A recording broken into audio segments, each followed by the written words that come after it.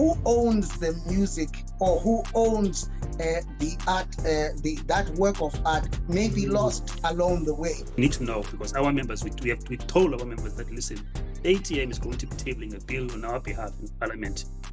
Able to perform one day, you have a car accident, and that's it about you. How are we actually taking those issues into consideration? It's almost like you knew my questions.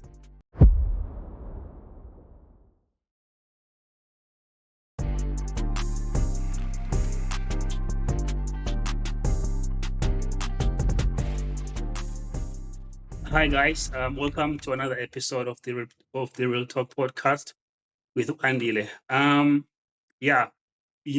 Today we have another special guest from ATM, African Transformation Movement. His name is Zama Ntshona. Yeah, his name is Zama Ntshona. He's the spokesperson. He's the national spokesperson of the ATM. So most of you guys know our relationship, the IDA relationship with ATM. You know, we've been on this relationship since from 6 months. No, since from 6 months when IDA was formed, and now I think we're going to our third year with the ATM, or second year. I'm not sure. I'll just have to check. So our relationship with ATM is because, since you know that ATM is a political party, you know, so we reached out to President Zungula, you know, because I mean we loved his philosophy, we loved the way ATM does things, and I even said to President Zungula that, you know, ATM seemed to be so true, so good to be true as a political party in South Africa. That's one of the things that attracted us to them as a political party. Since from there, we've grown our relationship to a point where you've seen President Zungula talking about the legislation of the industry, talking about the president signing the bills and all of that on our behalf, you know, because since we met our first interview with President Zungula was at the Fame Week. It was at the Fame Week, and then the other one was at Vets University when we invited him on our event. So that's the background to those who don't know our relationship with ATM. So that's our background in a short summary. So now, you know, President have introduced me to their spokesperson, which is Mr.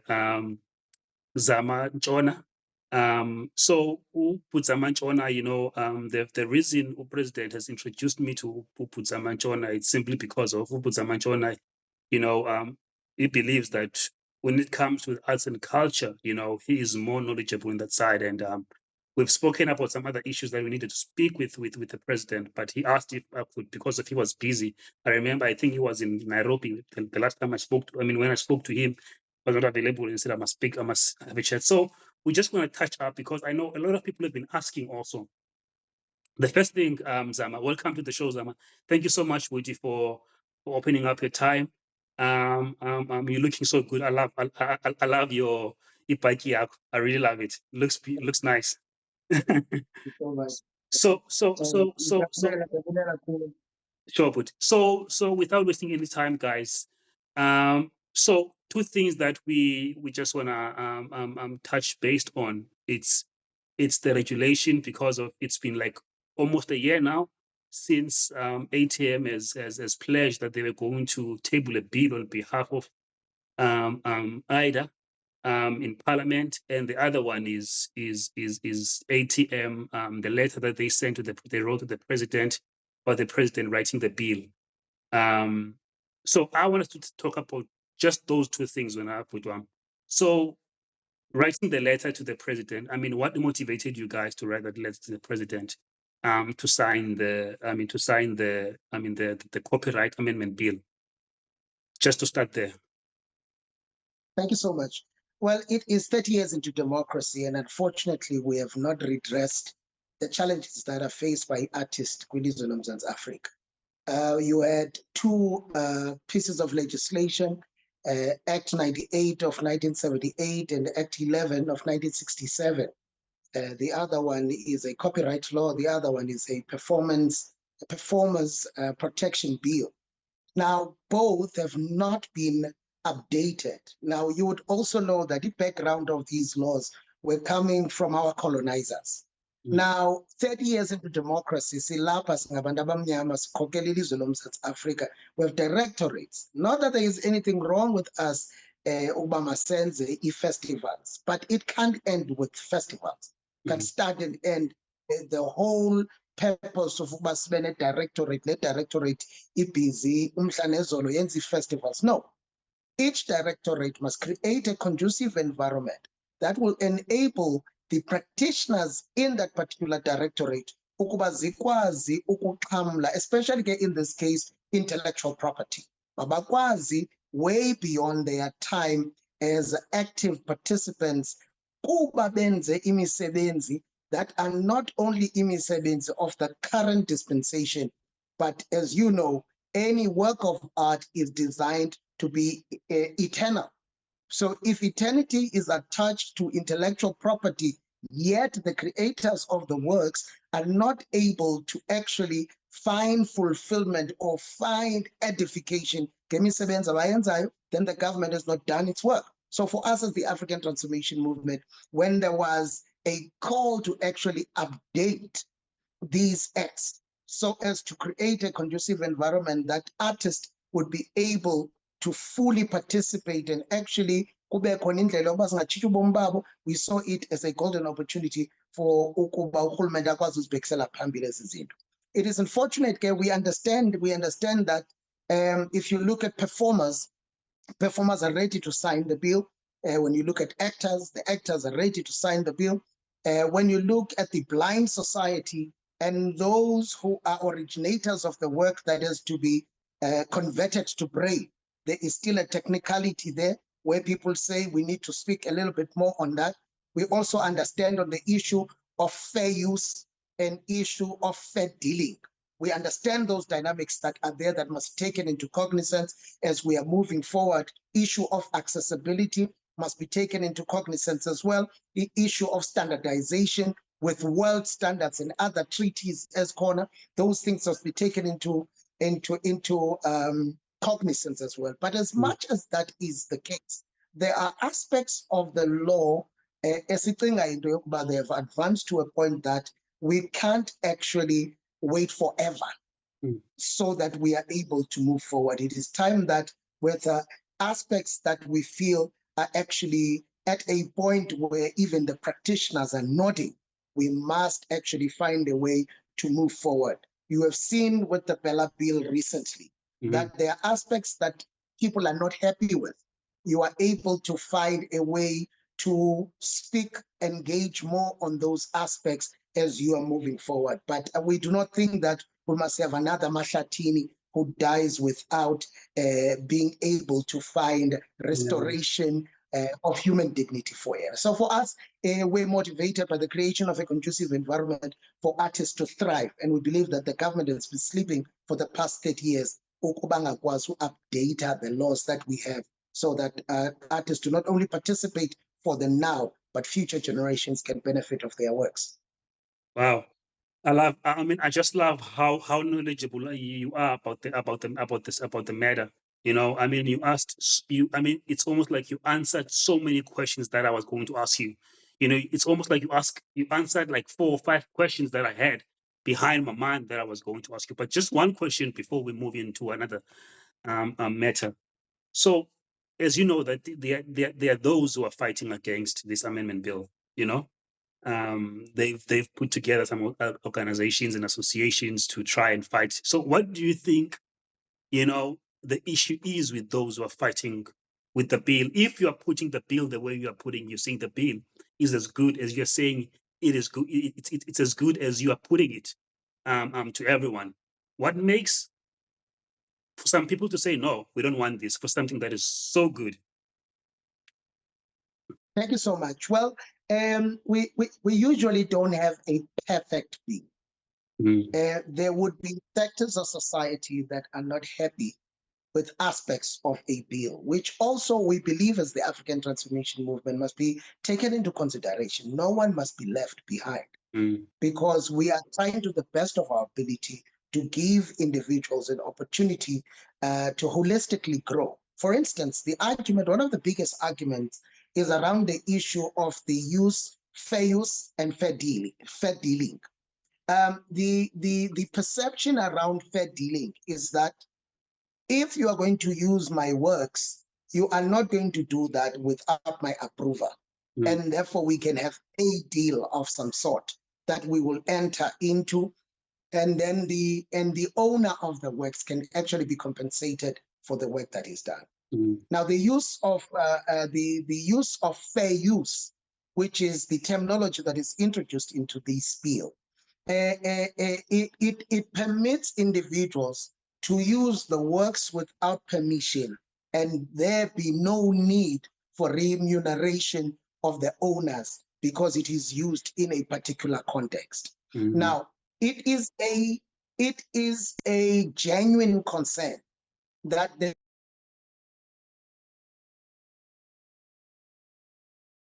You lost. I think that I lost you.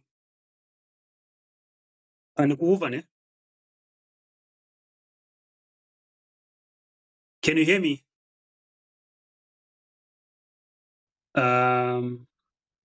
Yes, I can hear you now. Yeah, I can hear you now as well. Okay, must have been a network issue.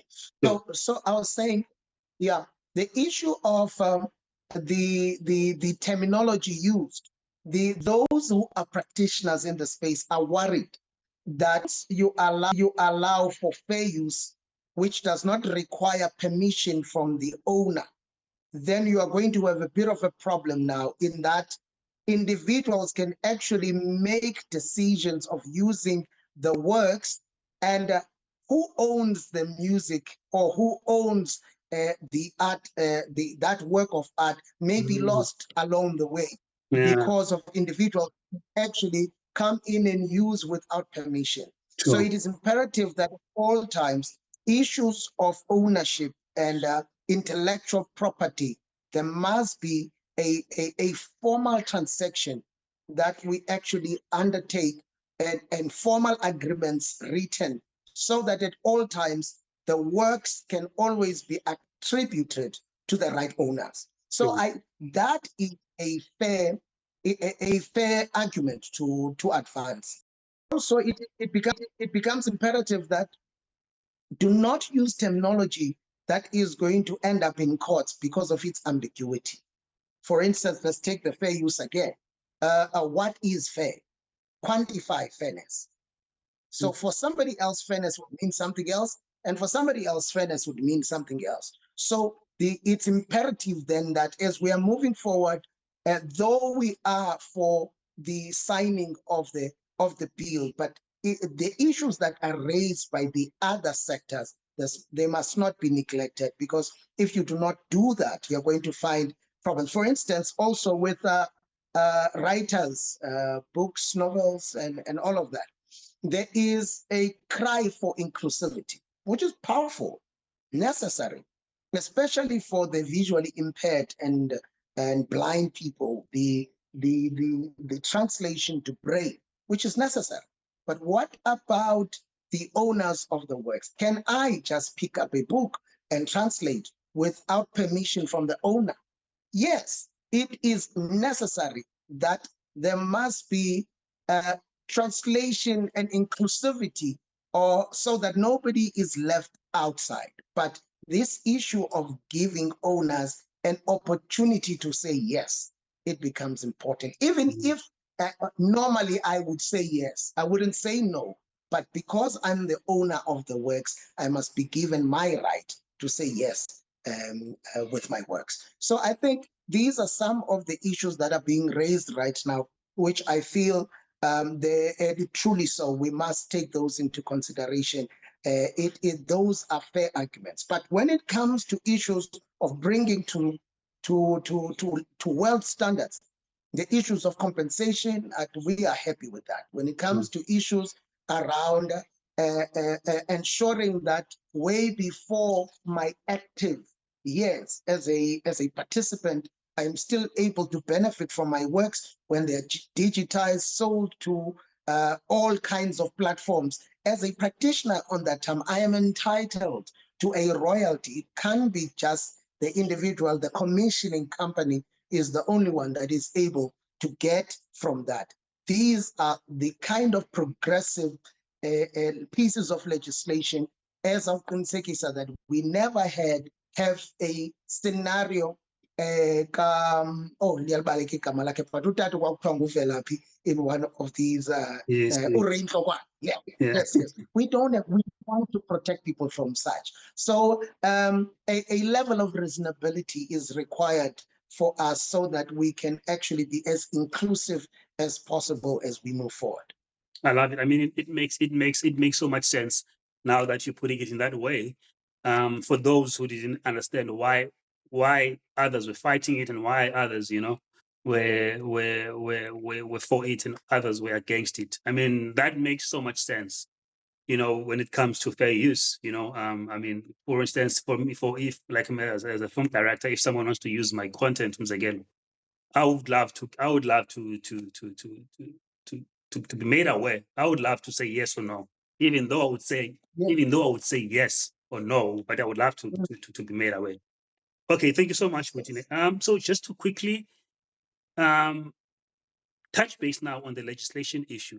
So we had which either we had multiple meetings with ATM. That was like last year. That was before elections.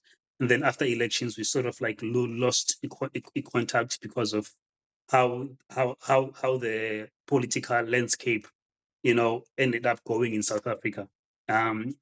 So, well, the last time I spoke with President Zungula, I asked him about, we need to know, because our members, we told our members that, listen, ATM is going to be tabling a bill on our behalf in Parliament to legislate the industry, which I believe that by now you understand why we need our industry legislated. It's something similar to it's not actually to the amendment bill, but something similar, because our industry, I was saying it to someone last week that our industry is like a country that has no president, no ministers. Country, it's a free for all. Everyone can just wake up and do what they want and put up rules and make up rules as they wish. We are not a regulated industry. Like if you go to mining is regulated. If you go to construction people, they've got a backbone. If you got different types of I mean, even the restaurant industry, they are regulated, but we are not regulated. We have no one to run to. So that's what we've been fighting for, because there's been a lot of exploitation and a lot of manipulation and a lot of things that have been happening, when it comes to industry standards, working conditions, payment, all of those things. Producers, they make those decisions as they wish. They can sleep today saying you're gonna be, and they can sleep today. They might give you this contract tonight, saying that you're working for me the next week, and then wake up in the morning, give you another contract, and then meet with Netflix next week before you work, and Netflix says, no, I don't like this contract, it has to be changed, and then they change and then they give it to you. So there's no standard contract. And also, as much as the industry tried to put up like some standard, standard payments for the industry, which the producers are also in control of that, because for a movie, I'm just making an example. On movies and feature films, you get paid a weekly, and commercials get paid after 21 days, 30 days, the latest. So on a movie, let's say you're working on a movie which is supposed to be getting paid a week. A weekly salary, they might say that you're getting maybe, let's say, 200 rands a weekly salary, and then you go into another movie, they say you're getting paid 150. And then you go to another movie, they say you're getting paid 50 rands. So you never know, even though they might say that you're confirmed for a job, you might never know how much. You can't get that excited, because until the production, I mean, they tell you, okay, listen, this is the budget. Even though I know that this is my rate, but it depends on the budget of the production. So those are one of the things that we are fighting for. Even working conditions, hours, our hours are ridiculous. You can work 18 hours and be expected to be back at work in the next 4 to 3 hours. You know what I mean?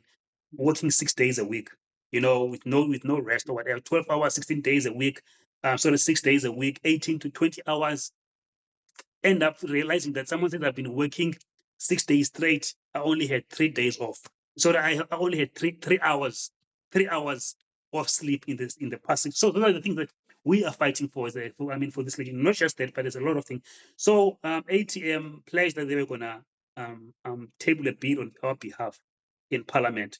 So people have been asking a lot of things, So as I was saying to President last week, when I was talking to him, that President Zungula, that I don't want this situation to be another situation where it's another political lie, another political promise of a lie. So I just want to take us through that. Where are we where are we when it comes to that? We know that it's end of the year now, but where are we now when it comes to continuing with those plans of helping us table this bill in Parliament to legislate our industry? Thank you so much. Going to elections, what we have been doing is consultation with the various sectors within the arts sector. Because as you would know, you would have filmmakers, you would have performing arts, you would have people who fine art, you would have dancers, you would have, and the list is long of individuals who we are consulting. Because when you submit this bill, you need to try and get as close as possible to assisting artists in general, so that you do not go forward. Maybe let's say I take filmmakers and we go, when we get there, and performing arts is not part of this, but it is part of art. Now go back and consult again. Come back with performing arts, and you have to go back to fine art. It gets it then prolongs us being able to get to a point where we could say the industry is truly regulated.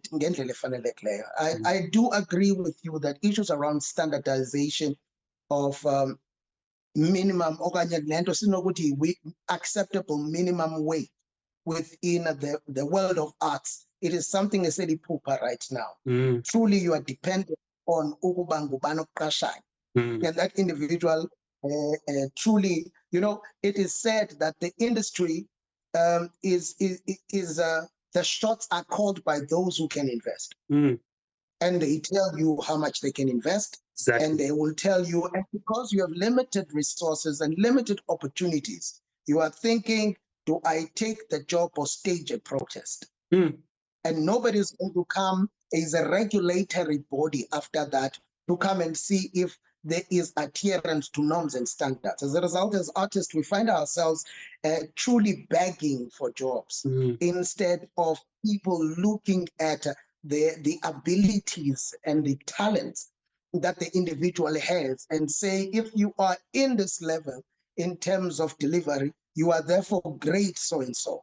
If you are in this level, you are great so-and-so. And when you are great so-and-so, you are actually entitled to these benefits, So the issue of the standardization, the issues around minimum wages, the issues of introduction of categories and attachment of values that are there to the grades that we are. Maybe you could say there's a minimum entry level fee. You could say there is a minimum fee that we're going to give to an individual who's a practitioner who has achieved 1, 2, 3, and 4.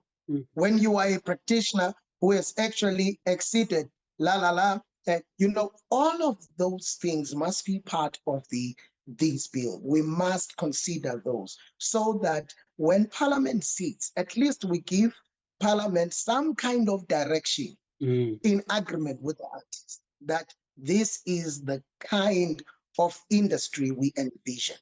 This is the kind of industry. So not only that, now we must also speak about what we spoke about shortly on the issue yokuba, even post-practicing.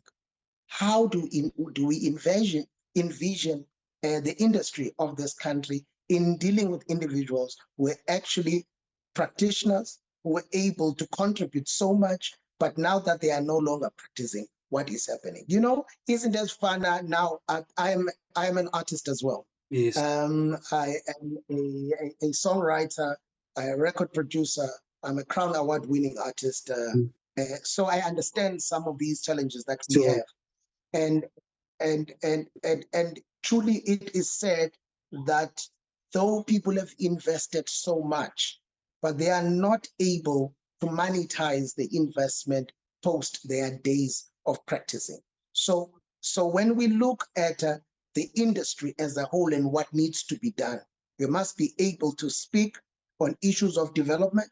We must be able to speak on issues of practitioners. We must be able to speak on issues of protection of practitioners.